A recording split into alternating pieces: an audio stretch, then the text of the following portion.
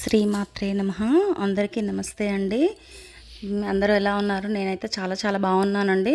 వారాహి నవరాత్రులు అనేది నేను మొదలుపెట్టాను. ఈ 3 డేస్ వీడియోస్ అనేవి నాకు తీయడానికి అప్లోడ్ చేయడానికి అవ్వలేదు. ఈరోజు 4th డే కదా. 4th డే ఈరోజు అమ్మవారు కిరాత వారాహి అలంకారం అండి. కిరాత వారాహి అంటే అడవిలో సంచరించే వేటగాళ్ళు వాళ్ళు ఉంటారు కదా, వాళ్ళు ఎక్కువగా అమ్మవారిని పూజిస్తూ ఉంటారనమాట. ఈ కిరాతి వారాహి అలంకరణ అన్నది చాలా అందంగా ఉండే ఆవిడటండి. చాలా అందంగా చాలా బాగా కనిపిస్తుందట.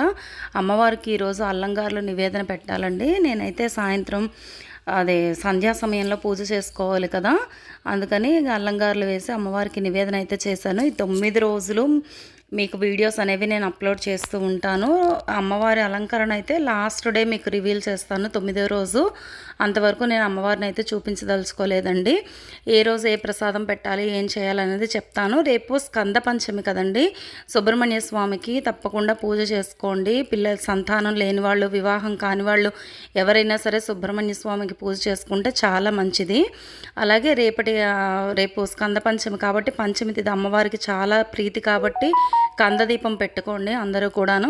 ఇంకా ఈ వారాహి నవరాత్రుల గురించి కానీ మరే పూజల గురించి కానీ మీకు ఏ డౌట్స్ ఉన్నా కూడా కామెంట్ సెక్షన్లో నన్ను అడగండి. వాటి గురించి ప్రత్యేకంగా వీడియోస్ చేసి మీకు అప్లోడ్ చేస్తాను.